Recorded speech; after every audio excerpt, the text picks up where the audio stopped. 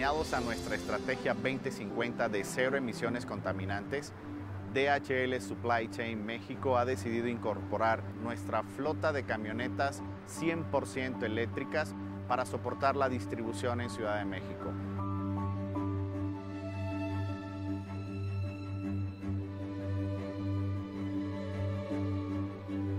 Esta estrategia estará soportando nuestra solución de Mall Logistic para entregas en centros comerciales de la ciudad.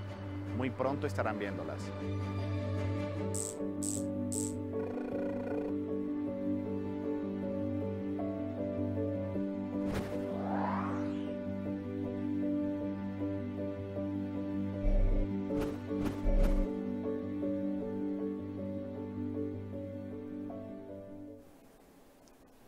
Muy buenos días a todos. Sean bienvenidos. Nos alegra muchísimo tenerlos nuevamente en este tercer y último día de actividades del DHL Transportation Forum 2021. Apenas puedo creer que ya pasaron los primeros 2 días y me parece que fue en un abrir y cerrar de ojos. Ya estamos en el tercero. No quiero perder la bonita costumbre de presentarme como todas las mañanas. Ya me imagino que a estas alturas del partido ya se aprendieron todos mi nombre, pero en caso de que haya algún despistado o que no hayan podido participar en algunas otras sesiones, me vuelvo a presentar. Mi nombre es Claudia Márquez, soy gerente senior del equipo de diseño de soluciones de Supply Chain México. Llevamos 2 días con una agenda llena de panelistas, presentaciones súper inspiradoras, pero sobre todo de conversaciones que despiertan las ideas. ¿No es así, Sergio? É mesmo, Claudia, tudo beleza. These past couple of days have brought bright and different ideas to the table, thanks to all of our speakers. Como se habrán dado cuenta, Claudia no es la única que no quiere perder alguna costumbre. Nuevamente estoy poniendo a prueba a nuestro equipo de traductores para ver cómo reaccionan y se ajustan para llevar el audio correcto a cada uno de los 3 canales que tenemos para ustedes: inglés, español y portugués. Pueden elegir el idioma de su preferencia haciendo clic en el botón que aparece en su pantalla.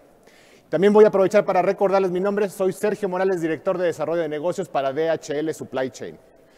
Una vez llevado a cabo estas formalidades, queremos invitarlos a que sigan interactuando en redes sociales con nosotros, agregando el hashtag DHLTF2021. Bueno, y el día de hoy tenemos una agenda muy interesante y distinta. Quiero que por favor demos la bienvenida a uno de los gurús del e-commerce en todo el mundo. Nos referimos a Nabil Malouli, vicepresidente global de e-commerce en DHL Supply Chain.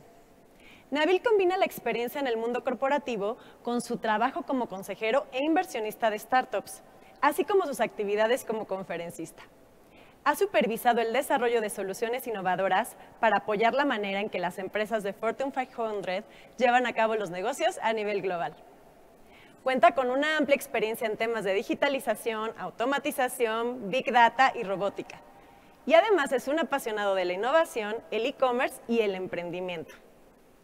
Inclusive ha apoyado a diversas startups de alto crecimiento, aceleradoras, ONGs y universidades. Como verán, la experiencia de Nabil rebasa todas las fronteras, así que en esta presentación nos compartirá su visión al 2030. Y como el e-commerce va a transformar el transporte, seguro será un gran marco de referencia para lo que está por venir en nuestro sector en los próximos años. Les pido por favor recibamos a Nabil. Hi Nabil, ¿cómo estás? Muy bien, buenos días a todos. Muchas gracias por la invitación. Encantado de tenerte, Nabil. Adelante. Súper. Bueno, buenos días a todos. Muchas gracias. Es un placer para mí estar aquí otra vez en este gran evento. Lo que quiero hacer con ustedes hoy es, vamos a tener la oportunidad de compartir un poco de los aprendizajes que tenemos adquirido en los últimos 10, 15 años que estamos metidos en el mundo del e-commerce y obviamente compartir también con ustedes algunas de las ideas o aprendizajes que nos ayudan a predecir un poco lo que va a pasar en el futuro y cómo nos tenemos que adaptar. Así que les voy a compartir 3 dimensiones basado en nuestra experiencia y lo que estamos viendo en el mercado a nivel de la región, pero también a nivel mundial. Y vamos a empezar en cómo las ventas en líneas realmente están transformando el transporte. ¿Cuáles son esas dimensiones en las cuales lo están transformando? El segundo aspecto es, vamos a hablar del por qué están transformando el transporte y cómo están transformando las organizaciones. Y le daremos una vista hacia el futuro sobre cómo todos esos elementos, esas tendencias, esos cambios de consumidor, esos cambios de redes, esos cambios de modelos de negocios nos van a ayudar a poner una visión hacia el futuro que nos puede permitir también de ir preparándonos a esos cambios. La primera cosa que quiero resaltar es, lo habrán visto y lo hemos hablado más frecuentemente desde que inició la pandemia, pero el tema de las ventas en líneas va creciendo a nivel mundial. No solamente va creciendo, va acelerando. Obviamente por la pandemia se ha acelerado mucho, eso ya lo hemos hablado, pero lo interesante aquí no es solamente el tema de crecimiento, es que está creciendo en varias categorías de productos y productos que no necesariamente se estaban vendiendo antes, y eso es una tendencia a nivel mundial. Regiones como Latinoamérica, por ejemplo, si miramos a los datos del año pasado, la región de América Latina es la región con la mayor tasa de crecimiento a nivel mundial, encima del 35%. Si comparamos eso, obviamente, con otras regiones, podríamos decir así, la base es más pequeña, digamos, en valor absoluta o en penetración. Es un comentario válido, pero al final no importa tanto. La realidad es que estamos dentro de la región viendo un comportamiento del consumidor cambiando, organizaciones que están haciendo muchos esfuerzos para complacer esas nuevas expectativas del consumidor, y estamos viendo una aceleración bastante importante que va a tener repercusiones no solamente para el mundo del retail, no solamente para los negocios que están en líneas, pero realmente lo que estamos viendo es que es un cambio sísmico dentro de todo lo que es el mundo de los negocios que venden productos físicos e inclusive digitales. Si miramos, por ejemplo, a México, se proyecta que las ventas en líneas van a crecer más del 200% de ahora a los próximos 4 años. Esto también, cuando empezamos a hablar de esas tasas aceleradas, de esas tasas exponenciales, eso tiene un impacto mucho mayor porque no tienen las organizaciones tanto tiempo para hacer cambios y ajustarse. Hay un tema de rapidez, de velocidad a las compañías organizarse, porque también hay un tema de competencia que está incrementando, y vamos a hablar un poco de esto. Si miramos también solamente lo que es el año 2021 y que miramos dentro de las economías a nivel mundial que han crecido más, un país como México es número 5, un país como Brasil es número 2, un país como Argentina es número 3. Entonces también ahí vemos que no es solamente uno de los mercados de la región, sino efectivamente a nivel mundial, cuando miramos las tasas de crecimiento mayores, América Latina está en el top 10 el año pasado, está en el top 5 lo que va del año, y eso también nos muestra que efectivamente la región está viviendo una transformación a nivel del comercio electrónico. Una otra tendencia muy importante a considerar dentro de ese contexto es el tema de proximidad. Si miramos lo que está pasando, ventas en líneas están creciendo y vemos dos elementos principales. Vemos las compañías tratando de acercarse a sus consumidores finales. Eso es obviamente por un tema de velocidad y de llegar al consumidor más rápido. La famosa pelea de la velocidad, ¿no? Del mismo día, siguiente día, próximos 30 minutos, próximos 60 minutos, etc. Pero ese tema de proximidad es un tema muy importante, y nosotros debemos de pensar en cómo las compañías se van a adaptar a eso. Lo que estamos viendo es diferentes modelos de descentralización de inventarios, de modelos de dark stores, o modelos de micro-fulfillment, o modelos de hubs o cross-dock, más cercanos de los puntos de consumo. Y hay diferentes metodologías en este aspecto que debemos de considerar. Pero el punto principal aquí es, estamos viendo que las compañías principales, las que están ganando esa corrida del e-commerce, se están acercando más. Y cuando miramos las estadísticas de crecimiento de lo que se llama esos micro-hubs, o micro-fulfillment, o dark stores, que son modelos un poco diferentes, veamos que van a ir creciendo, algunos automatizados, otros que son más manuales, pero estamos viendo que hay una tendencia muy importante alrededor de la proximidad. Y eso, otra vez, no es solamente a nivel mundial, pero cuando empezamos a mirar también en México, vemos compañías como una compañía como Cargamos, que está haciendo también ese tema de cercanía vía usar lugares que están dentro de malls, dentro de estacionamiento, para ir y para acercarse al consumidor y ayudar a las marcas a poder hacer próximos 30 minutos, próximos 60 minutos, las entregas ultra rápidas dentro del mercado. Un otro elemento muy clave de lo que está pasando, que es muy relevante en el mundo del transporte y en el mundo del e-commerce, es el tema del gig economy, ¿no? O también podríamos hablar en el caso del transporte, del crowdsourcing de las flotas. Que esto estamos viendo una demanda mayor cada vez y estamos viendo muchas organizaciones, particularmente los nuevos entrantes, las compañías nuevas o recién nacidas o que tienen tal vez menos de 5 años, usando esos modelos de manera mucho más frecuente y mucho más amplia que lo que era en el mundo del transporte tradicional. Entonces, básicamente, esto está ligado a dos elementos principales. Uno, esas flotas son obviamente más flexibles porque no tienen, digamos, empleados fijos, son gente que está contratada para hacer ese tipo de entregas a ciertos horarios, ciertos disponibles que ellos tienen. Entonces, generalmente esos conductores o esas personas también tienen más libertad y más manejo de su tiempo. Pueden trabajar, entre comillas, cuando quieren.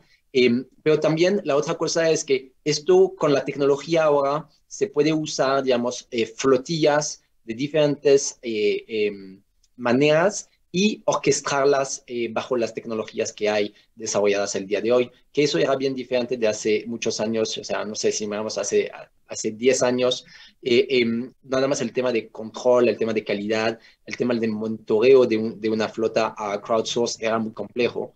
Y dentro de ese rumbo vemos también aquí varias compañías que están usando esto, que no solamente es una tendencia de negocio, sino también es una tendencia realmente social dentro de las economías principales del mundo. Cuando miramos, por ejemplo, uno de los factores ligados al gig economy es también el tema de emprendimiento, porque eso es dos tendencias ligadas en que la gente que está entrando en el mercado laboral, la gente que ahorita está también, digamos, entrando a decidir si va a trabajar para una compañía o va a ser su propio jefe, estamos viendo un incremento de la gente que toma el camino también de emprendimiento, y eso obviamente es ligado, ¿no? Muchas veces seguramente les habrá pasado, se suben a un Uber o a cualquier otro tipo de ride sharing y cuando preguntan a las personas por qué hacen ese tipo de trabajo, le van a responder porque soy mi propio jefe, ¿no? Entonces, esto es una tendencia también ligada y eso no tiene, digamos, una perspectiva que eso va a bajar.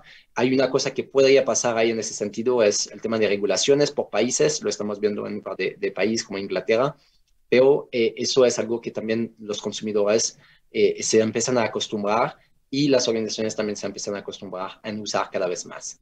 Una de las cosas también que es muy importante es el crecimiento en términos de importancia y también de impacto en las economías perdón, me distrajeron aquí, la importancia del crecimiento de las plataformas. Y aquí podemos hablar de marketplaces, pero también creo que más allá de marketplaces, prefiero hablar de plataformas, porque cuando hablamos de plataformas incluimos también a los nuevos negocios que no necesariamente eran marketplaces antes, pero que también hoy están entrando en el mundo del comercio electrónico de manera muy fuerte. Todos los aplicativos, los super apps, las compañías como Rappi, por ejemplo, que están entrando también en esa jugada y que también entran con un fuerte empuje en la parte logística, en la parte de transporte. Y estamos viendo que las plataformas como tal, los marketplaces, están ganando cada vez más terreno. Si miramos, por ejemplo, en México, miramos el tema de qué tan competitivo estaba el mercado en 2011 comparado con el año 2019, veamos que cada vez más hay más plataformas y también dentro de las plataformas es importante resaltar que no es solamente los marketplaces tradicionales, sino también varios de los retailers, digamos, tradicionales o que están con redes de tiendas grandes, también están abriendo su marketplace. Compañías en México como un Liverpool o como un Coppel también han abierto no solamente sus web shops, pero también han abierto dentro de esos web shops marketplaces que les permiten competir también más, de manera más fuerte con esa nueva competencia. Y esas plataformas, esos marketplaces, también están ganando un terreno mucho mayor en términos de penetración. Si miramos, por ejemplo, a los 100 marketplaces más grandes del mundo, van creciendo en 30% en términos de GMV, que es el Gross Merchandise Value, que es básicamente el monto de productos vendidos en esas plataformas. Y cuando miramos a Latinoamérica, por ejemplo, ahí hay una lista de las más grandes, pero ya en América Latina hay más de 30 plataformas o marketplaces muy grandes. ¿Por qué esto es muy importante? Porque muchas de esas compañías, particularmente las líderes de industrias y las líderes dentro de los países, tienen una influencia muy grande en cómo se comportan las redes.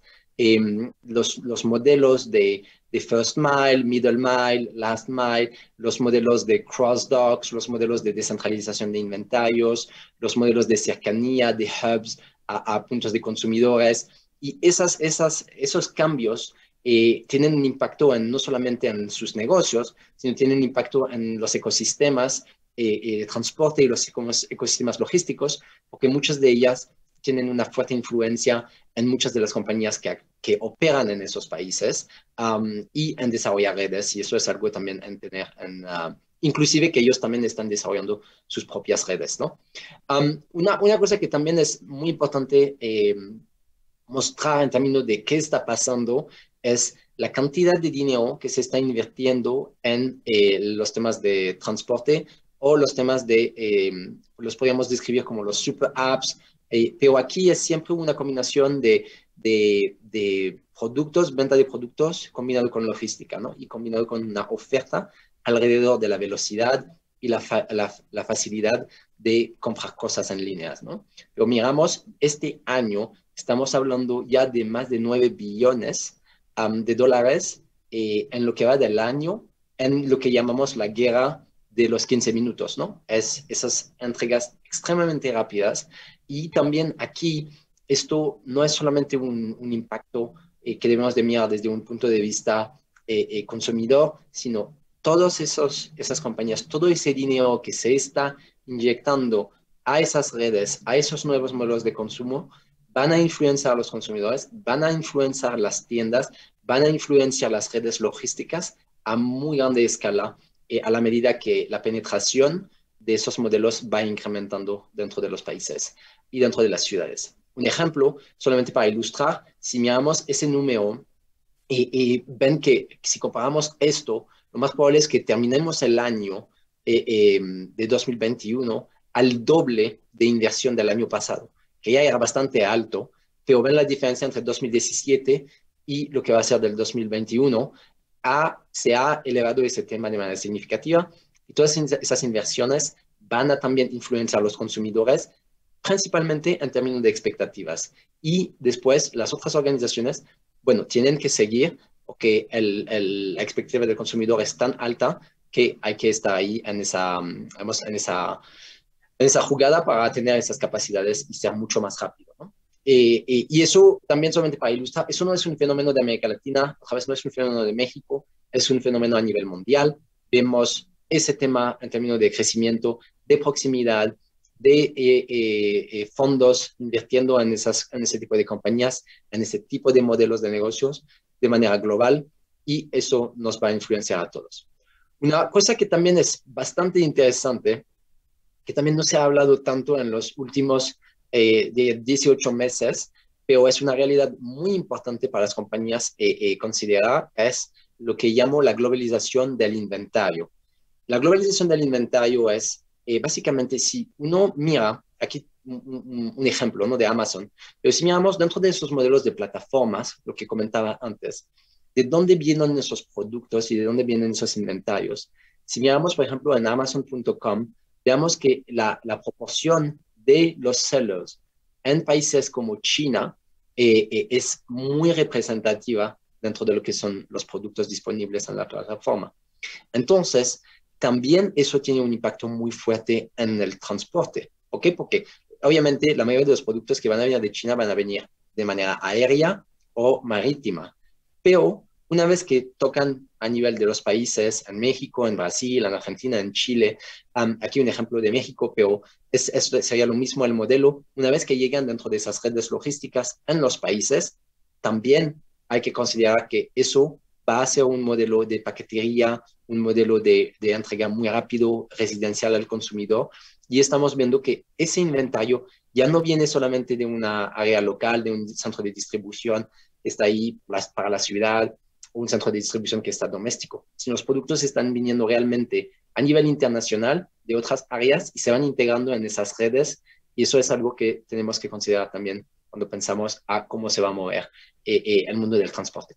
Un otro elemento que también, para terminar eso en términos de lo que está pasando, es que también estamos viendo las empresas tecnológicas invirtiendo más en el tema de transporte, ¿no? Porque el tema de movilidad, y vemos desde los Teslas a los Uber, vemos cada vez más esas compañías, Apple, que está por hacer también anuncios en el tema de los vehículos, pero esa tendencia de movilidad, de transporte, se está volviendo crítica también para las compañías tecnológicas, porque hay un tema muy estratégico de datos, de movimiento de mercancía, de consumo de los productos físicos, y eso es algo que efectivamente tiene mucha relevancia y va a ser algo que vamos a ver cada vez más. Ya lo hemos visto en los últimos años, cada vez más de las grandes compañías de tecnología invertir en ese mundo. Eso es algo que ya estaba en camino y vamos a ver más de eso en el futuro.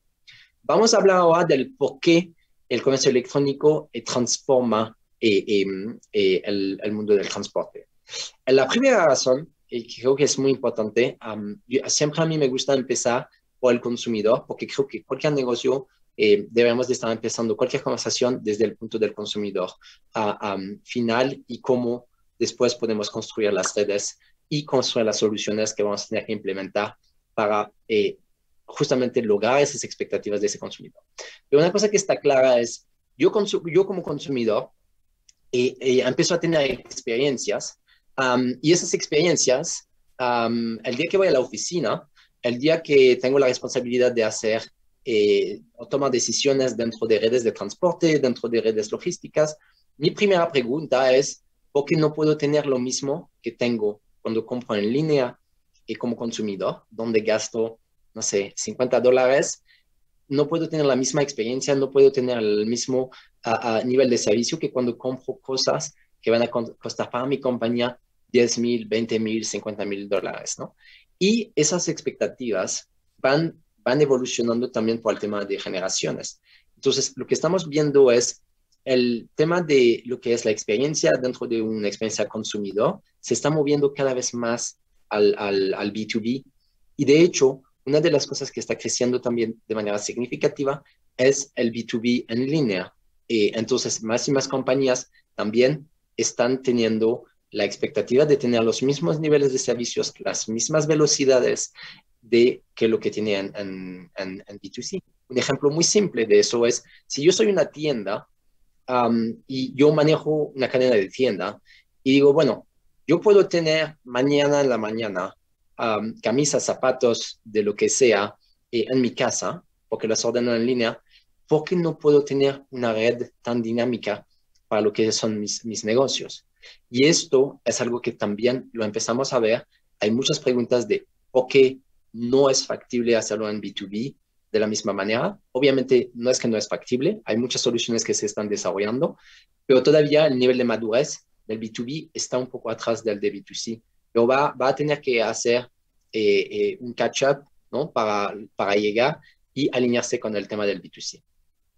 Y eso, este es un documento también que me gusta, es un poco cómo se empezaba, digamos, el tema de B2B en lo que yo llamo las redes estáticas o los modelos de push, ¿no? Básicamente es, yo te voy a decir lo que tú vas a recibir, mis tiendas, yo te voy a decir lo que te voy a mandar esto en tan días, si no te conviene, te encuentras en un medio para vender esos productos. Entonces, más de un modelo de push, donde yo mando producto hacia cadenas de distribución, hacia cadenas de tiendas, etcétera, etcétera, hacia un modelo donde no, es yo voy a mover directamente al consumidor o mis reglas de negocios van a tener que cambiar porque la gente que le da servicio a mis consumidores son los que hoy van a decidir.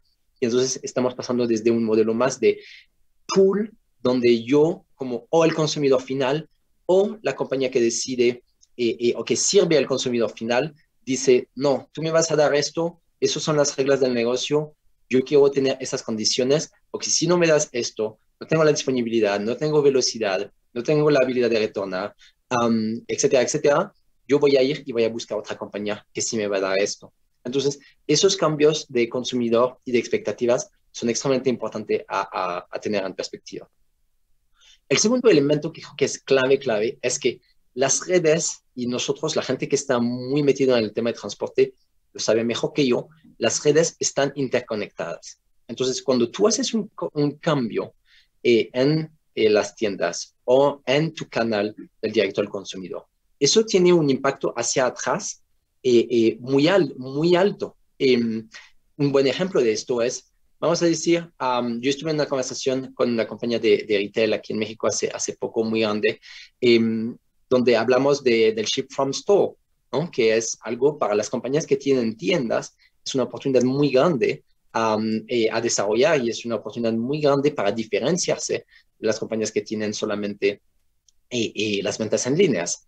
Pero cuando tú empiezas a hablar del modelo de Ship from Store, tienes que tomar en consideración varias cosas. No es solamente, bien, yo voy a usar el inventario de la tienda para hacer las entregas. Bueno, eso está bien, eso es el punto de partida de la conversación. Pero atrás de eso, debes de pensar, bien, ¿cómo voy a preparar las órdenes en las tiendas? ¿Cómo voy a hacer para que esos productos estén disponibles? ¿Cómo va a ser el replenishment de esas tiendas de manera efectiva para que ellas puedan recibir esos productos de manera mucho más constante y de manera más regular? ¿Cómo voy a hacer para que mis centros de distribución se adapten a ser mucho más veloz en hacer esos replenishment de las tiendas?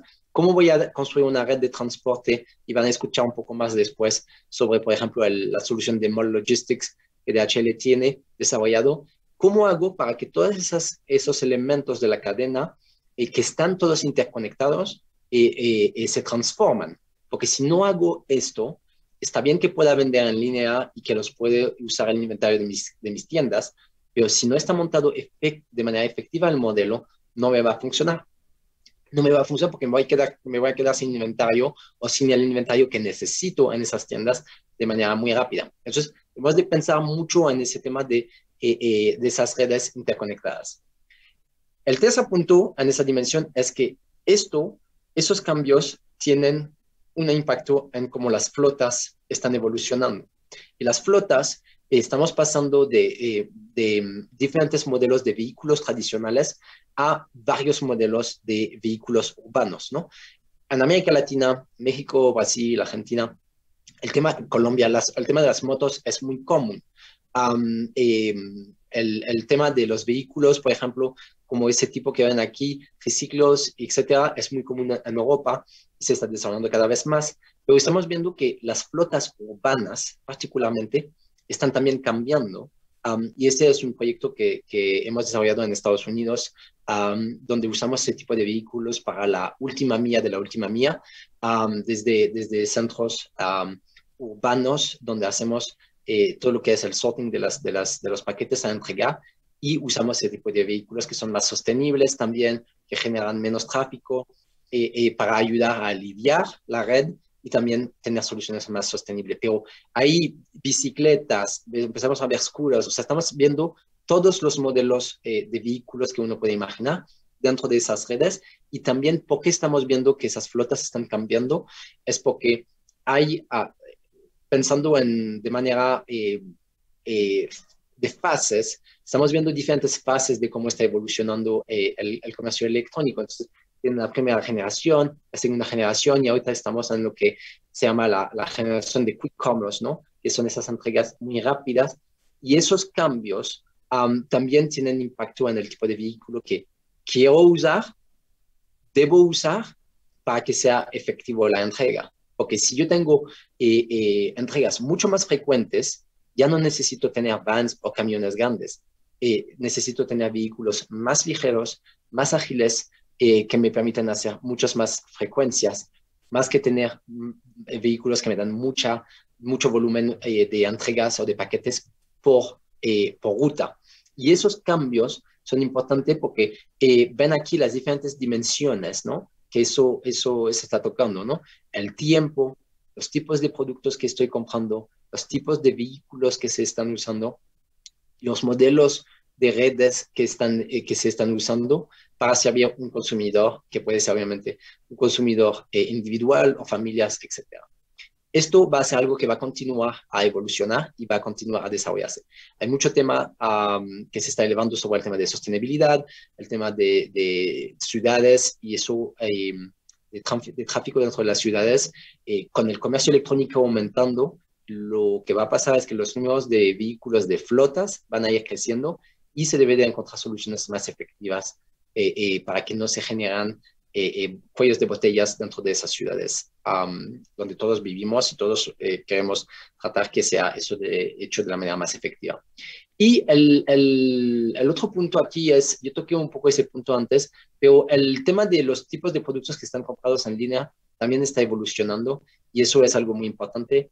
Cuando empezamos a hablar, por ejemplo, de vehículos grandes o de muebles, productos de línea blanca, hay algunos países de América Latina donde ya un tercio de las ventas de productos de líneas blancas, un tercio de los productos ya están vendidos en líneas, ¿no? Y ese tipo de productos requieren también generalmente instalaciones, requieren 2 personas para traer esos productos, requieren vehículos más especializados. Entonces, todo ese tipo de nuevos productos o de nuevas gamas de productos también tienen influencia en las redes logísticas. Ya no estoy hablando de solamente mover paquetes pequeños, cosas que son fáciles a entregar, que cualquier persona puede entregar, subir a un elevador, etc. Ya estoy empezando a agregarle complejidad mucho mayor con requerimientos sobre ventanas de entregas, sobre planeación de las rutas, sobre complejidad porque están involucrando otras tareas que requieren especialización de las personas que van a hacer las entregas. Si yo tengo que instalar lavadoras, yo no soy solamente un conductor, ¿no? Tengo que tener también esos conocimientos a nivel de instalación, obviamente, de ese tipo de productos. Bien, perfecto. Vamos a seguir al tema del futuro del transporte y cómo estamos viendo eso a la visión hacia el futuro. Yo pienso que basado en todo lo que hemos visto y lo que estamos escuchando también de las mayores de las compañías con quien trabajamos, el futuro del transporte tiene un par de dimensiones que van a ser claves. Y aquí un par de ellas ya las vemos, pero la verdad es que todavía estamos muy al inicio de toda esa sofisticación. Y creo que realmente en los 9 próximos años vamos a ver una aceleración de todos esos temas de manera significativa. Redes conectadas, redes que usan los datos consumidos, recibidos, para transformarse en redes más inteligentes que permiten planear, que permiten rutear, que permiten optimizar de manera más efectiva. Y yo sé lo que me van a decir, o lo que están pensando varios de ustedes. Nabil, todo eso existe. Está bien, existe, o sea, estoy de acuerdo. Pero el nivel de sofisticación de dónde estamos y hasta dónde podríamos llegar, el camino todavía está muy alto. Y hay muchas oportunidades, y ahorita hablamos de un par de ellos, ¿no? Hay todavía muchas oportunidades a trabajar. El otro punto, y lo pongo al centro también de ese slide, que creo que es bien importante, es los transportes, las redes van a ser cada vez más orientadas al consumidor. Y ahorita les voy a mostrar un par de ejemplos cómo y por qué van a estar más orientadas al consumidor. La noción de control, la noción de empoderar al consumidor, de decidir cómo y cuándo y dónde. Eso es lo que hablamos cuando hablamos de una red de transporte orientada al consumidor. Deben de ser también más precisas. Durante la pandemia había varios países donde el tema de reliability, de entregar cuando uno tenía que entregar, era mucho más importante, basado en estudios de consumidor, que ser más rápido. Ese tema de ser preciso y de ser reliable, me excusarán por se me fue la palabra en español, pero esos dos elementos van a ser también cada vez más críticos. Ya las ventanas de entregas de 4 horas, 6 horas, 8 horas son inaceptables. Para muchos consumidores ya es demasiado, la gente no quiere esperar esto. Entonces, vamos a entrar en esta nueva ola de transformación o de evolución incremental, o algunos de ellos serán más exponenciales que incrementales, pero estamos definitivamente viendo una evolución de velocidad, velocidad, velocidad. Y aquí no estoy hablando solamente de velocidad de llegar y de entregar, es velocidad de ejecutar, es velocidad de recibir informaciones de los diferentes sistemas que uno usa. Caso interesante, ¿no? Estamos hablando con un cliente de velocidad al consumidor, etcétera, pero ese cliente le toma más de una hora para recibir órdenes desde que venden un producto hasta que lo tengan en su sistema de WMS. Entonces, si te toma una hora para recibir las órdenes, bueno, va a ser muy difícil poder hacer menos de 60 minutos en términos de entregas, estamos de acuerdo, ¿no? Entonces, la velocidad no es solamente la velocidad de entrega, muchas veces hablamos de eso, pero es la velocidad de preparar las órdenes, es la velocidad de posicionar inventario de manera inteligente, es la velocidad de ejecutar, es la velocidad de procesar retornos, es la velocidad de proceder en cross-docks y en operaciones de micro-hubs. Es la velocidad a través de todas esas fases. Se va a volver cada vez más importantes y mirar hasta ahí. Aquí dos visuales que me encantan. Me encantan porque creo que son los más representativos sobre cosas que hablamos, pero que a veces realmente vemos el potencial y todavía estamos muy, muy temprano. Hablé un poco de los datos y también de cómo usamos esos datos para el tema de ser mejor en lo que son las predicciones, ¿no? De volúmenes, de cambios, de consumidor, de riesgos que pueden pasar en las cadenas logísticas. Esos elementos, yo creo que estamos todavía muy al inicio. Hoy, cuando hablamos de datos, creo que estamos todavía realmente en la parte de sorted, ¿no? O sea, datos existen, los tenemos, los estamos usando, pero todavía hay mucho, y eso no es un tema de Latinoamérica, eso es un tema mundial. Todavía estamos muy al inicio de verdaderamente usar todos esos datos internos, externos, de los diferentes ámbitos donde nos toca considerar esos factores para llegar a tener redes de transportes que estén mucho más optimizadas, mucho más efectivas y que nos permiten realmente hacer lo que llamo crear valor radical, ¿no? Radical value, ¿no? Y creo que ahí todavía nos falta mucho para desarrollar.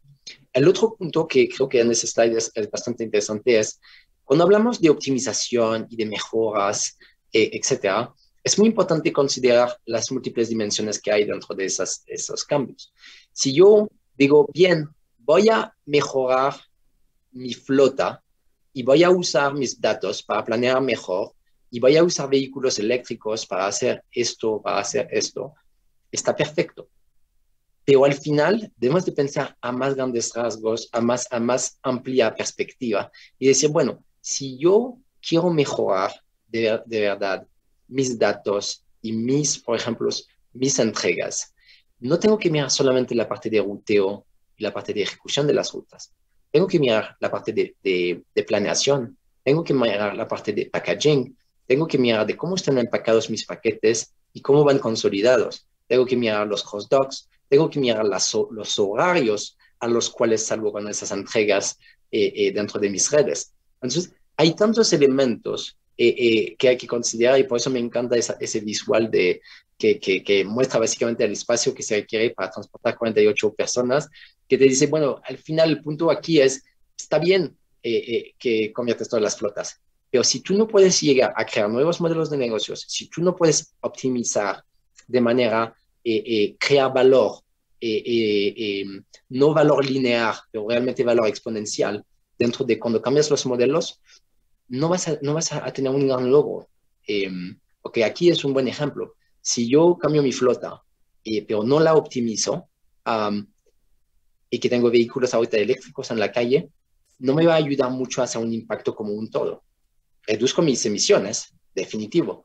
Pero si yo creo tráfico en las calles porque no estoy optimizado, tampoco ayudo porque en la calle hay otros vehículos que ellos tal vez no son eléctricos. Entonces, eso es un poco el modo de pensar atrás de esto. El punto siguiente también que quiero hacer aquí es el tema de lo que llamo inventario en rueda. Inventario en rueda es también algo que no es del futuro. Esos dos ejemplos que ven ahí son reales, están hoy en actividad, pero estamos hablando de productos básicamente dentro de vehículos que se están moviendo. Esos dos vehículos particularmente son vehículos autónomos. El lado izquierdo es una compañía que se llama Robomart. Yo estuve con el CEO de esta compañía hace 4 meses y cuando empezamos a hablar del modelo, ellos están desarrollando una solución que está altamente localizada. O sea, los vehículos se quedan en zonas bien específicas donde tienen un entendimiento muy bueno de lo que se consume más en esos tipos de zonas geográficas, lo que los consumidores piden más, etcétera. Y todo eso es vía un aplicativo. Ya están live, ya han empezado la fase de ejecución dentro de eso en Estados Unidos, pero esos temas de inventario, vehículos autónomos o no vehículos autónomos, eso no creo que tanto es la pregunta, pero es el tema de yo puedo traquear inventario en diferentes niveles de estatus, no solamente de una manera fija y estática, sino los puedo traquear de manera constante a la medida que se vayan moviendo también entre ciudades, entre centros de distribución y entre diferentes modelos de la cadena de distribución. El otro punto es el tema de los vehículos autónomos. Y yo sé que eso igual es algo que se ha hablado y todavía la gente no lo ve. Entonces está a veces un tema que la gente dice, bueno, bien, David, pero eso yo no lo voy a ver hasta que me jubila. Yo no creo, bueno, excepto si le va muy bien y que se jubila el año que viene. Pero si no es así, yo creo que efectivamente eso va a ser una realidad también. El año pasado yo toqué ese tema. Ha evolucionado. Ya la compañía más avanzada en eso es Waymo, que es la unidad del grupo Alphabet en Estados Unidos, que es la casa matriz de Google. Ya están lanzando el servicio oficial, ahora ya no estamos hablando de piloto, en San Francisco y lo acaban de hacer el mes pasado. También Tesla ha avanzado bastante en ese tema. Estamos viendo en países como en Dubái, ya estamos viendo vehículos autónomos haciendo entregas, países como China, estamos viendo vehículos autónomos haciendo entregas. Esto va a venir. En América Latina seguramente tomará tal vez un paso más para llegar, pero eso viene y viene de una manera segura. Y si estamos hablando de un lapso de tiempo de 9 años, estaremos viendo ese tipo de vehículos, al menos en centros urbanos o en zonas donde hay alta concentración de orden, al menos estando asistiendo a los conductores. Tal vez no reemplazando un conductor, pero siendo un asistente del conductor, eso será una realidad. Al punto siguiente, creo que tenemos de considerar ese tema de control del control al consumidor, ¿no? Y el control al consumidor, aquí hay diferentes ejemplos de cómo se puede dar. Un ejemplo que creo que es bastante concreto hoy y que ya es una realidad, pero que va a evolucionar en muchas más dimensiones, es el tema de los parcel lockers, por ejemplo. Y de estos parcel lockers, lo que vemos es que cuando los ponemos en actividad, hay una adopción muy alta. Y también lo que vemos es que los consumidores les gusta cada vez más decidir lo que pasa con sus productos. Les gusta cada vez más ser los que van a definir cómo va a ser la experiencia. Yo creo que cada vez más vamos a ver realmente al consumidor, donde él va a tener el poder entero y básicamente se va a dar la vuelta al modelo.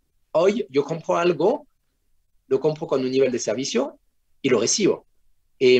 Mañana compro algo y yo te voy a decir lo que quiero.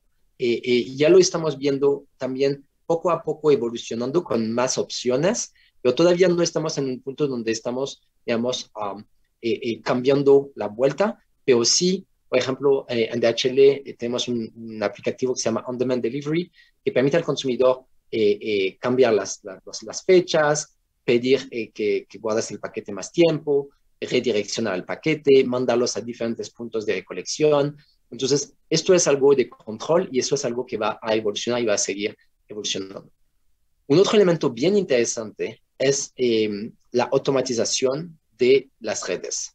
Aquí un otro ejemplo de una iniciativa que tenemos, esos son proyectos en México, solamente para clarificar, no son proyectos afuera, pero esos kioscos permiten entregar paquetes, o sea, consumidores o empresas pueden entregar paquetes de manera automáticamente, self-service, dentro de una red de DHL.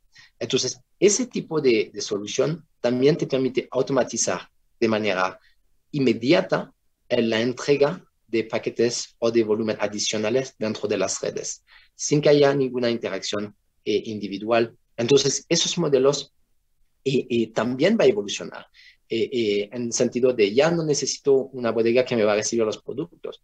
Vengo, los entrego y los tiro directamente en una red. Me das un label, yo te lo paso, no necesito intervención humana, lo escaneas, ya sabes que iba a venir este paquete, lo tiras en tu red, un paquete, un pallet, varios pallets, cajas, o sea, lo que sea, ¿no? Entonces, vamos a ver también una dirección más automatizada, más self-service, que va a requerir menos involucro de las personas dentro de ese proceso.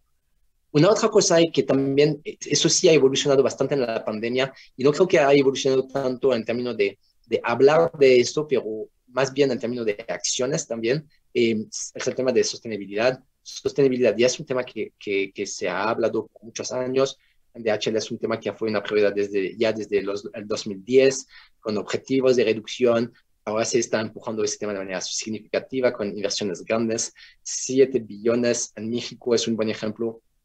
Han escuchado, si estaban parte de las sesiones de ayer y anteayer, de las iniciativas de electrificación de la flota que nuestro equipo en México está haciendo.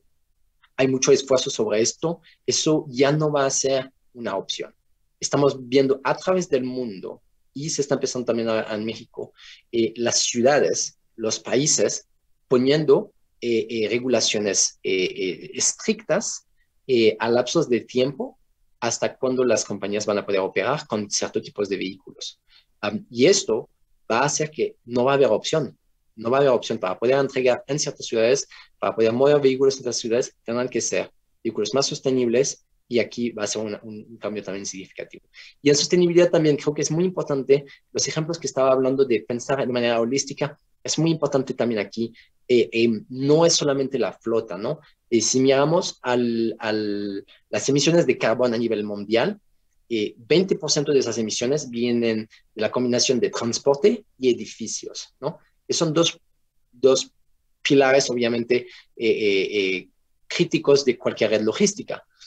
Y dentro de esto hay empaque, hay cómo usas software para optimizar empaques, cómo optimizas para manejar retornos, cómo manejas mejor los recursos que tú tienes para evitar que haya desperdicio dentro de los procesos, cómo orquestas todo ese proceso. Todo eso contribuye al tema de sostenibilidad, luces, accesos a edificios, aire acondicionado, reciclaje. Entonces, solamente quiero poner eso en perspectiva porque hablamos la mayoría del tiempo de reciclaje y de electrificación. Está perfecto, pero esto son dos dimensiones dentro de varias que debemos de atacar como sociedad y como personas que trabajan dentro de nuestras comunidades, etc. El punto siguiente es el tema de la colaboración. Y colaboración también es un tema muy amplio. Y me gustó ese visual para ilustrar esto, pero es ese tema de ese universo compartido, ¿no? Y lo que vemos en ese universo compartido es que en varios sectores ya el tema de ese universo compartido es una normalidad. Por ejemplo, en hospitalidad es una normalidad con Airbnb o con otras plataformas que se han desarrollado ahí. En el tema de movilidad de personas también es una normalidad. En el tema de compras de diarias también es una normalidad. En logística todavía no es una normalidad. El universo compartido en logística no es una normalidad para nada. No lo es en México, no lo es en Estados Unidos, no lo es en América Latina, no lo es en Europa. Las redes, la mayoría de las redes todavía operan de manera individual y no comparten. Hay un par de excepciones, pero en realidad, aún los software que te prometen ser plataformas de orquestación, etcétera, todavía operan dentro de sus redes como un todo.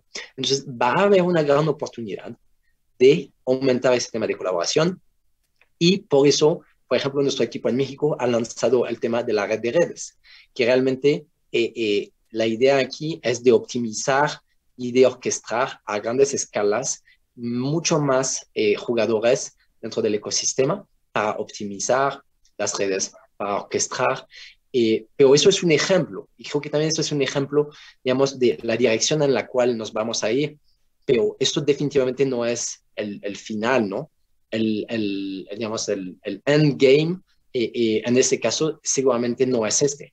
El endgame es cómo usamos las redes existentes, cómo usamos los espacios dentro de las bodegas para que sean mucho más compartidos, para que se puedan optimizar entre marcas, entre compañías, y está llegando. O sea, ya hay un par de compañías que están apenas empezando en ese rumbo a desarrollar soluciones. Hay un par de empresas en México que están desarrollando esto, haciendo la orquestación de diferentes compañías, usando tecnologías robustas que permiten orquestar esto y empoderar las compañías. Pero no hay duda, este universo compartido va a llegar, porque en algún momento también para las pequeñas y medianas empresas poder adaptarse a la ola de tecnología, van a tener que estar apoyado por tecnología que va a venir tal vez de otras organizaciones. El punto aquí también siguiente hacia el futuro es, vamos a ver, hablé un poco de las compañías tecnológicas, pero vamos a ver un número de otras organizaciones que van también a entrar en el transporte. Hubo un anuncio bien interesante en agosto de Walmart, que creo que es relevante en el contexto de lo que estamos hablando, de abrir su red de entregas a otros negocios. Estamos viendo, por ejemplo, en México, varias compañías grandes que también están invirtiendo en su red de transporte. Entonces, yo creo que estamos viendo aerolíneas entrando en el tema de transporte doméstico también. Estamos viendo navieras. Maersk acaba de comprar una de las navieras más grandes del mundo. Acaba de comprar también empresas de logística domésticas especializadas en e-commerce. Vamos a ver muchas compañías operando y jugando en el tema de transporte. Así que va a estar bastante interesante. Y aquí un otro punto también que quería resaltar es, dentro de ese modelo de reusar las estructuras de ciudades, el modelo de compartir, etcétera, creo que una cosa que es muy importante es, yo personalmente no creo que necesitamos más infraestructura inmediata de manera general. O sea, yo sé que eso, tal vez algunos me van a decir, bueno, tú no pasas 45 minutos en tránsito, en tráfico aquí, pero el punto es, yo creo que si logramos adaptar lo que existe hoy de manera mucho más efectiva, reusar los assets que tenemos de manera mejor, reestructurar o repensar un par de elementos de infraestructura dentro de las ciudades, cosas como los garajes, por ejemplo, repensarlos y repensar en cómo eso puede ser usado más efectivo para esas necesidades de hoy y mañana, creo que seamos mucho más efectivo que solamente pensar en construir más. Creo que repensar esos assets va a ser clave. Y el tema de tecnología aquí también va a ser al centro de esto. Eso ya lo había hablado también en el pasado, pero también quería solamente mostrar una evolución. El año pasado había hablado de Starship y voy a seguir hablando de Starship en ese sentido porque ya están logrando una adopción de sus tecnologías de manera significativa cada vez más. Ya han hecho más de 1.6 millones de entregas con esos robots de entregas. La semana pasada acaban de anunciar que van a entrar en 4 nuevas universidades en Estados Unidos. Entonces, eso viene también de manera incremental por el momento, poco a poco, pero en algún punto se va a despegar también de manera significativa. Y de la misma manera, el tema de drones, vimos un par de anuncios también este año de compañías en América Latina, como Replay en Perú, que anunció que va a usar también drones para hacer al menos pilotear ese tipo de soluciones. Y también aquí, la compañía más avanzada de drones, que es también una de las compañías del grupo Alphabet, que es Wing, ya ha hecho más de 100,000 órdenes de entregas. 100,000 es poco. O sea, 100,000 es lo que una de las plataformas en México grandes entrega en un día, ¿no? En México, no solamente en órdenes, es poco. Estoy de acuerdo. Pero siguen poco a poco. Sin hacer mucho ruido, hay mucho menos ruido sobre esto ahora, pero siguen, entran más regiones, entran más ciudades, entran nuevos países. Otra vez, eso para mí no es algo masivo en términos de caso de uso, pero sí tendrá su lugar dentro de las redes de transporte para las áreas que son remotas, para las áreas donde hay menos densidad, donde las áreas donde la seguridad, el transporte urbano aéreo, etcétera, será menos problemático, llegará a ser una parte relevante de una red logística, en mi opinión. Entonces, para resumir, el consumidor está al centro de esa revolución y esa evolución de esas redes. Creo que debemos de siempre pensar en quién estamos desarrollando estas soluciones y cómo los vamos a satisfacer o idealmente ir encima de sus expectativas. El tema de compartir esas redes creo que también va a aumentar cada vez más. Van a ser más y más compartidas, no solamente los vehículos, pero también las bodegas, las redes como un todo. Estamos viendo, por ejemplo, Amazon también en Estados Unidos que está abriendo su red de fulfillment para otras compañías. Entonces, esto es una realidad que también va a seguir aumentando. Ahora hay pocos ejemplos, pero habrán definitivamente más. Todas esas olas que hemos hablado, hoy, al menos en mi opinión, el mayor cambio dentro del mundo logístico está generado por las ventas en líneas y por el cambio que las compañías tienen que hacer, por lo cual vamos a seguir viendo ese cambio a la medida que la penetración aumenta, a la medida que los volúmenes aumentan, particularmente en países como América Latina, donde estamos viendo alto crecimiento, como lo mencioné, pero la penetración todavía es baja, hay todavía mucho upside, ¿no? La tecnología sea una absoluta necesidad, como lo será el tema de sostenibilidad. Así que con esto, creo que estamos justo a tiempo, o inclusive me pasé un poco de tiempo, pero me perdonarán, me gusta hablar, para los que me conocen, lo saben, para los que no, ya lo saben. Aquí están mis contactos, vamos a pasar a la parte que creo que va a ser más interesante, que es preguntas y respuestas, así que los invito ahí compartiendo sus preguntas con el equipo que nos va a facilitar ahorita esa sesión. Muchas gracias y aquí a la orden. Pueden conectar conmigo también si quieren seguir la conversación después. Bueno, pues muchas gracias, Nabil. Qué presentación de verdad tan asombrosa. Me gustó muchísimo cómo conectaste con todo lo que hemos venido viendo a lo largo del Transportation Forum, lo que fue el red de redes, el tema de los vehículos eléctricos, el acercarnos a la gente, el dar mejores niveles de servicio. La verdad es que muy, muy completo lo que nos compartiste, prácticamente oro molido para nuestros oídos. Y bueno, gracias por la presentación. Ahorita vamos a iniciar, como bien decías, con las preguntas que ya tenemos bastantes. Y bueno, Nabil, muchas gracias, muy interesante todo y como lo esperábamos, ya hay bastantes preguntas y muy buenas, por cierto, derivadas de todo lo que has venido platicando, ¿no? Y bueno, para no perder más tiempo, en Latinoamérica los negocios basados en crowdsourcing empiezan a ser tendencia y ha llegado para quedarse, sin duda. En el caso de e-commerce, el crowdshipping ha empezado a cobrar bastante relevancia, ¿no? Ya lo vemos en mercados como Mercado Libre, por ejemplo. Para los que no han escuchado este término, es cuando la gente utiliza sus propios recursos para hacer las entregas, su auto, su bicicleta, incluso a pie. ¿Podrías decirnos cuáles son los beneficios de este modelo? Sí, claro. Mira, los beneficios es que tú no tienes que tener una red fija y dedicada, no tienes que invertir en assets, tienes una red de transportistas que te puede ayudar a manejar fluctuación de volumen de manera mucho más fácil. Y una cosa que es extremadamente importante, particularmente hoy, es la habilidad de escalar muy rápido. O sea, si yo tengo que ir y tengo que desarrollar una red propia de vehículos, tengo que ir, obviamente, comprar vehículos, los tengo que tener manufacturado, tengo que contratar conductores, tengo que poner o sea, tengo que posicionar tecnología, red, etcétera. Toma tiempo hacer todo ese proceso y tiene muchos costos, por lo más que no compro los vehículos, que hago leasing o lo que sea, pero sí tiene una inversión inicial muy alta. Y también soy dueño, después tengo todo eso en mis financieros, ¿no? En mi reporteo financiero, o como CAPEX o como OPEX, pero al final soy responsable de esos assets, ¿no? Son los míos. Y para escalarlo, cada vez que quiero escalarlo, aumentar o penetrar nuevas áreas, también me toma más esfuerzos financieros, tiempo, recursos. Entonces los beneficios están claros y creo que los beneficios son de los dos lados y eso por eso también tiene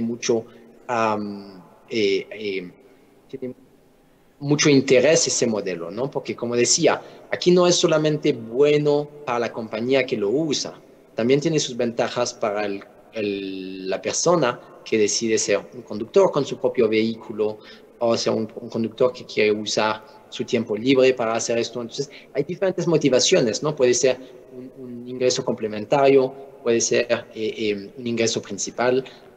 Y creo que bien hecho, el crowdsourcing bien hecho, creo que es un modelo muy poderoso. ¿Y por qué digo bien hecho?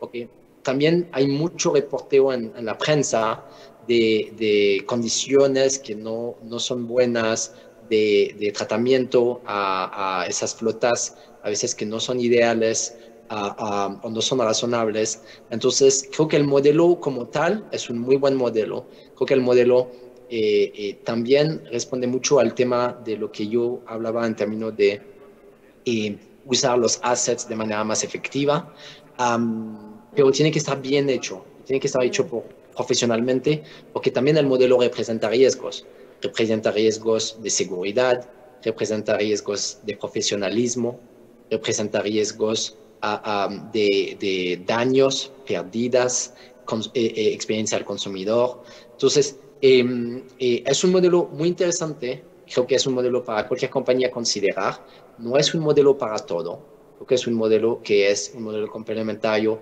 dependiendo de las organizaciones, pero creo que el híbrido para una organización es definitivamente una muy buena combinación por el momento. Muchas gracias, Nabil. Sí, excelente, Nabil. Por acá tenemos una pregunta de Isabel. ¿Cómo podemos convencer o presionar inclusive al top management para que invierta más en este tipo de plataformas logísticas digitales que puedan apoyar a los clientes? Bueno, yo tengo una teoría muy fácil que uso también dentro de mis cuando necesito influencia a mi top management, así que la voy a compartir y creo que, bueno, ahí los que están mirando ya sabrán la receta, pero no, en serio, creo que lo más importante es de traer expertos a la mesa y de traer casos de éxito. Yo siempre digo, uno nunca es el profeta en su propia tierra. Yo creo que si yo voy, de la misma manera que a ti, Isabel, te pasa, si yo voy a mi jefe y le digo algo, bueno, mi jefe me escucha un poco, pero si voy a una junta directiva donde digo algo, o tomo la decisión de ir con un cliente o con un experto, alguien muy reconocido, que va a decir exactamente lo mismo que lo que yo voy a decir, el impacto que esa persona puede hacer es mucho mayor. El mensaje puede ser mucho mayor en términos de impacto. Entonces, mi recomendación, cuando uno está tratando de realmente darle más enfoque a una compañía, más enfoque a una necesidad, creo que es importante usar dos casos. Casos de éxitos de compañía, ¿por qué es importante? Tener una historia bien clara de por qué, cómo, quién lo está haciendo de manera exitosa. Y dos, traer puntos de referencias, expertos que pueden ser socios logísticos, inclusive o esas plataformas mismas que pueden ir a la mesa y pueden ayudar en pasar esos mensajes. Creo que es algo muy impactante. Yo tuve una experiencia muy interesante una vez en una reunión donde estábamos hablando de esos modelos disruptivos y cuando hablamos de plataformas, del negocio de las plataformas, etc., mucha gente entiende esto, pero no lo experimenta. Entonces, eso es un poco la tercera tal vez, el tercer tips, ¿no? Es cuando uno experimenta algo, lo vive realmente como un consumidor. Y eso es muy importante porque particularmente los ejecutivos en las compañías, la mayoría entienden muy bien, pero no experimentan tanto. Entonces, si un buen ejemplo es, tú pones uno de esos ejecutivos y le dices, oye, dile a tu esposa que compre algo a las 11 de la mañana y que lo compre en una plataforma donde lo va a recibir en media hora. Hazlo, vas a ver la reacción de la esposa y vas a ver que eso le va a cambiar la mente también, tal vez, en qué tan relevante es para un consumidor. Entonces, ese tema de experimentación creo que es extremadamente importante también. Exponerse, ir a la calle, ver esos modelos, no solamente entenderlos, creo que serían las tres recomendaciones. Entonces, traer un experto que puede traer el mensaje, ir con business cases reales que ya están funcionando, y tres, experimentarlos. Esas serían mis tres recomendaciones. Muchas gracias, Nabil. Muchas gracias, Nabil. Y bueno, la siguiente pregunta viene de muchísimas personas. Es una pregunta bastante común y tiene que ver con el Customer Experience, ¿no? Sabemos que cada vez existe una mayor demanda por entregas más rápidas y cada vez más baratas, ¿no? Y la pregunta específica es, ¿qué se tiene que hacer para que los clientes vean estos beneficios sin tener que cobrarles a los clientes estos, ¿no? Creo que es el secreto mejor guardado que tiene la logística en e-commerce. Sí, mira, yo creo que lo más importante para las compañías es de mirar sus ventajas competitivas, ¿no? Y a veces no es tan fácil, pero a veces sí lo es. Tratar de competirle, bueno, no sé si la pregunta viene de gente que trabaja en estas organizaciones, pero tratar de competirle a algunas de las compañías tipo Mercado Libre, Amazon, digamos, cara a cara, en algunas dimensiones como velocidad y como precios y condiciones, etc. Es posible, y hay compañías que lo logran y que van a continuar a lograrlo, pero es duro el proceso. Tienes que tener una estructura bien montada y tienes que tener unas ventajas competitivas que ellos no necesariamente tienen. Una red de tiendas podría ser ese tipo de ventajas competitivas que te pueden permitir estar mucho más cercanos si tienes inventario y puedes lograr precios más competitivos porque tienes justamente ese inventario ahí cercano. Pero en caso de no tener esto, mi recomendación es de no tratar de competir cara a cara de la misma manera. Hay hoy, por ejemplo, de startups, yo ahí mencioné un par de startups dentro de la presentación que están también desarrollando soluciones para complementar y darles opciones a esas compañías que no tienen tal vez toda esa fuerza y que pueden permitir dar un servicio, una experiencia diferenciada. Ahora, hay ejemplos en Europa donde también hay compañías que están tomando un camino diferente. Están tomando un camino donde su experiencia está aumentada no por la velocidad o por el costo, sino por la experiencia del producto, sino por el tema de sostenibilidad, sino por los valores de las marcas, de las compañías. Entonces, mi recomendación es realmente de mirar esas ventajas competitivas. Si no tiene ventajas competitivas, es de mirar dentro de esos procesos cuáles son las diferenciaciones que puedo tener, y dentro de las compañías, particularmente tal vez las más jóvenes, cuál de esas compañías tienen modelos que sí me podrían permitir ser mucho más veloz y mucho más rápido sin aumentarme el costo, porque puedo hacer las entregas desde puntos de inventarios más céntricos, ¿no? Que eso, por ejemplo, para las compañías muy grandes es más complejo porque necesitan, por las escalas de volumen, los centros de distribución de ese tipo de compañías son mucho más grandes y tienen que ser mucho más grandes. Por lo más que pongan micro hubs, los inventarios vienen de centros de distribución más grandes que están en las afueras de las ciudades o alrededor al menos. Entonces, yo creo que mirar la ventaja competitiva, mirar ese punto de diferenciación del consumidor es importante. Y voy a agregar una última cosa que creo es muy importante. Cuando nosotros hablamos de Consumer Experience, la gente habla de país, ¿no? En México, en Brasil, en Chile, nosotros queremos esto.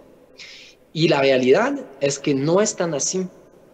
Tú ves dentro de ciudades diferencias significativas en preferencias de consumidores por generaciones, por zonas geográficas, en cómo la gente quiere tener esos productos, esas entregas, ¿no?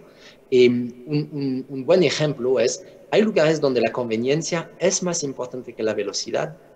Hay productos donde la habilidad de tener una entrega en un punto seguro es más valioso que un producto de bajo valor. Entonces, ese tipo de cosas, ese tipo de entendimiento de quién es mi consumidor y qué realmente mi consumidor valora, creo que también muchas veces no se da suficientemente tiempo para identificar realmente cuál es esa necesidad y cuál es esa diferencia que el cliente emocionalmente va a conectar conmigo y me va a hacer una diferencia donde yo no tengo que ir y solamente tratar de bajar el costo a lo más bajo que se pueda. Creo que esto es un par de recomendaciones en mi opinión. Excelente, Nabil, muchas gracias. Gracias, Nabil. Tenemos una pregunta de Ricardo Hernández que dice, el e-commerce genera mucho uso de cartón y también de empaques que vienen además de los recursos naturales. Entonces, ¿qué estrategias han surgido para reducir el impacto al medio ambiente y qué porcentaje se recicla y en qué región del mundo es la que probablemente tenga más impacto lo que se genera o menos impacto? Sí, mira, creo que hay dos cosas, ¿no? Una es, no hay ningún deporte de una institución suficientemente respaldada que dice que el e-commerce es mucho peor que de tener consumidores que van y hacen sus compras. No hay.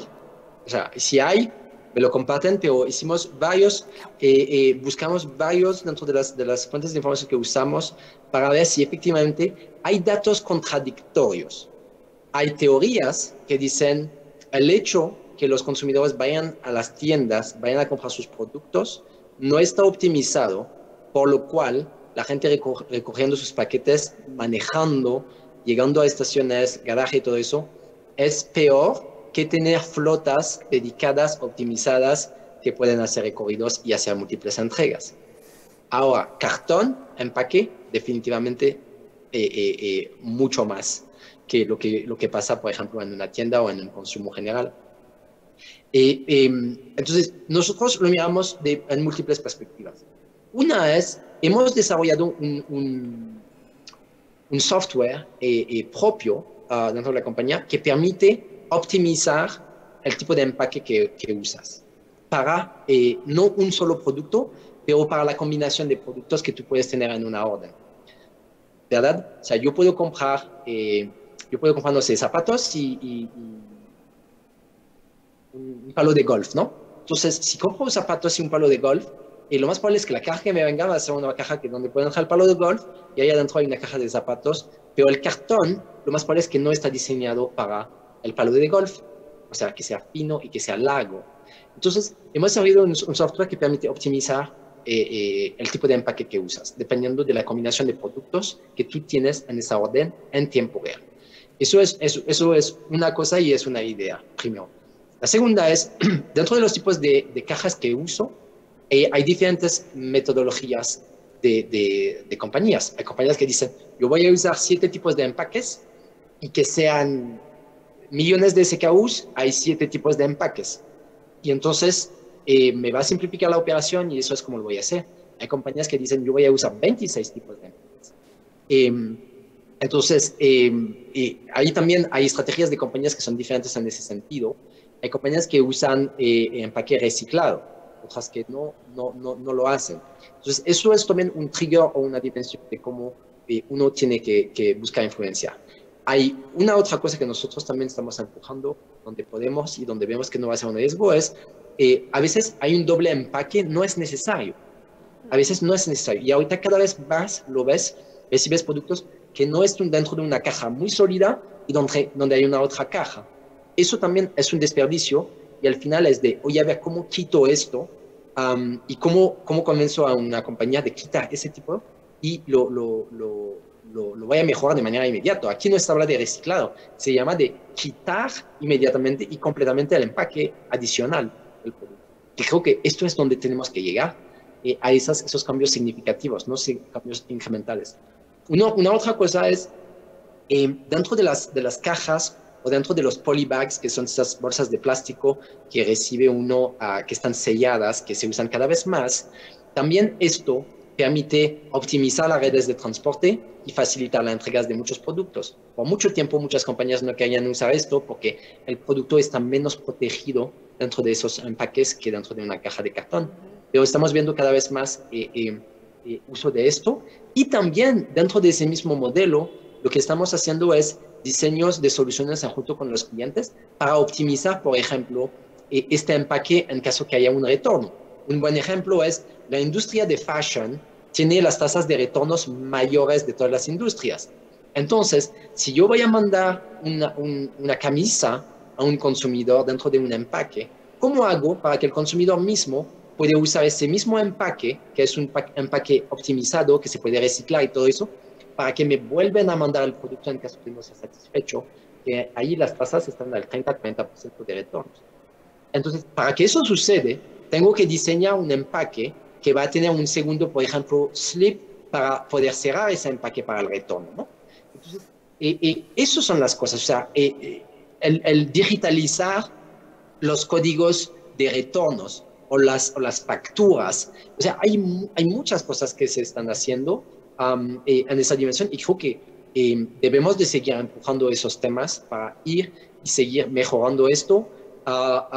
Y una otra iniciativa es el tema de empaques retornables. Eso todavía a nivel nacional no se ha comprobado que era tan factible implementar. Se implementa en redes dedicadas donde hay rutas muy frecuentes y muy regulares, pero en redes nacionales el tema de empaques retornables todavía no lo he visto de manera exitosa. O sea, tenemos un par de negocios donde sí hay empaques retornables, pero no es, digamos, algo que todavía redes logísticas están preparadas para recibir. Hay varios también startups que están tratando de desarrollar esto.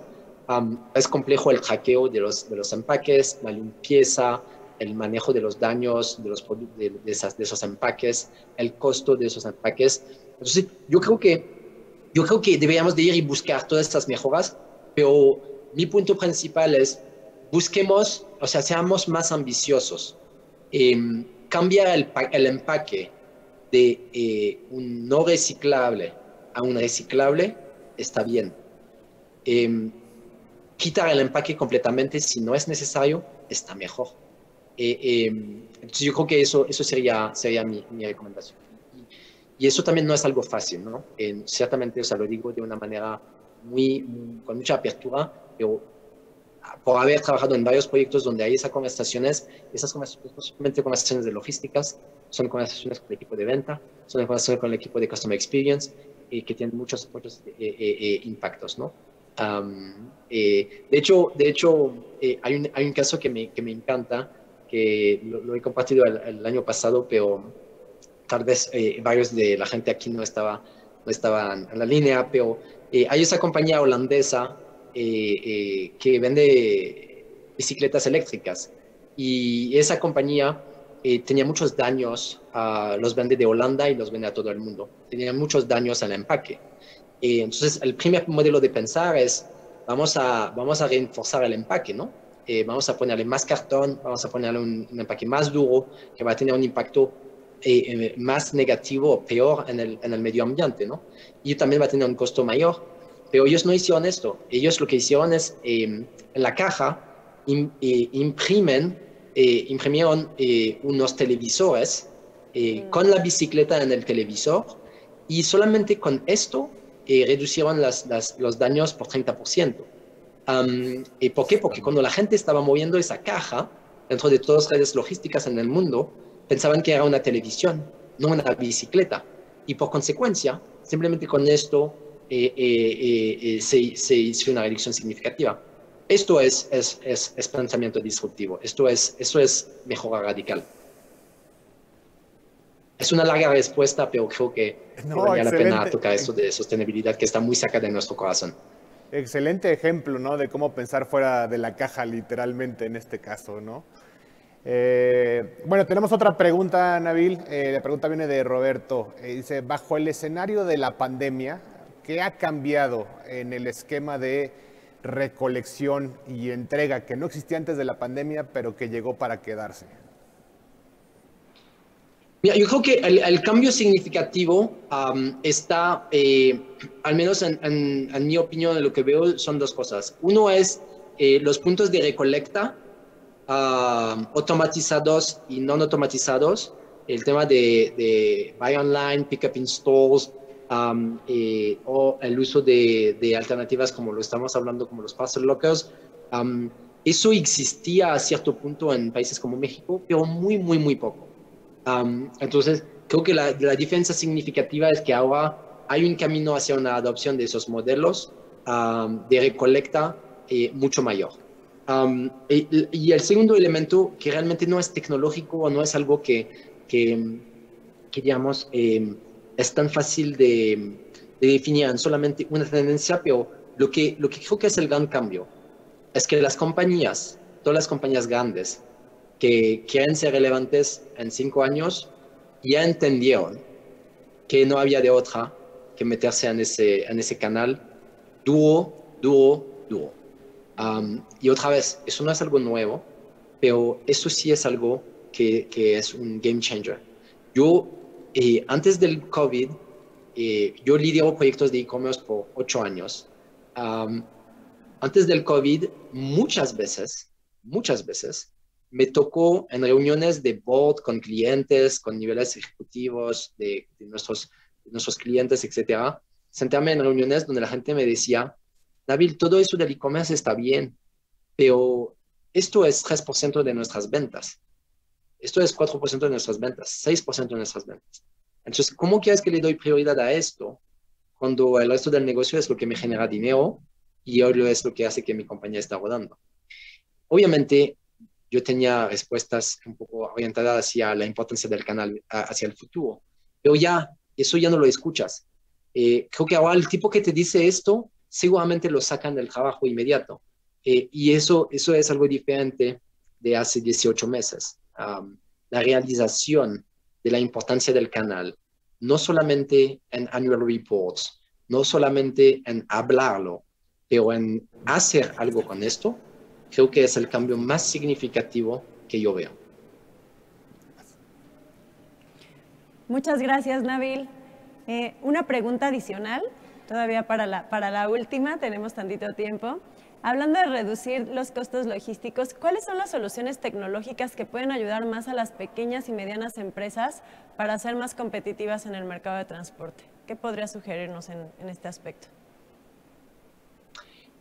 Bueno, para las compañías de transporte, mi recomendación para ser más efectivos es de darle una vista a ciertas compañías que hoy están proponiendo soluciones tecnológicas para ayudar a las pequeñas y medianas empresas en poder optimizar sus flotas y manejar su negocio mejor. Hay un par de compañías en México, en América Latina, que hoy se han especializado en realmente construir soluciones que ayuden a esa categoría de compañías a poder competir y poder adaptarse a esos nuevos modelos de demanda. Y yo con mucho gusto, no sé quién hizo la pregunta, pero si hay una persona específica que tiene interés en esto, si me quiere mandar ahí, están mis contactos, y si quiere contactar en LinkedIn y mandarme ahí, con mucho gusto les pasaré un par de software que están especializados para pequeñas y medianas empresas. Muchísimas gracias, Nabil. Y bueno, tenemos algunas preguntas adicionales, sin embargo ya el tiempo es corto. Entonces, gracias por habernos compartido tu contacto. Yo creo que sí te van a seguir contactando para hacerte estas preguntas. Como siempre, un placer verte y escucharte, Nabil. Aprendimos siempre muchísimo contigo. Y bueno, nos despedimos. Muchas gracias y que tengas muy buen día. Como siempre, Nabil. Muchas gracias a todos. Les deseo un espectacular día ahí con nuestro gran forum. Y aquí estamos a la orden. Gracias, muy buen día. Gracias, Nabil, gusto en verte. Bueno, y es así como llegamos al final de nuestra primera sesión del tercer día del DHL Transportation Forum 2021.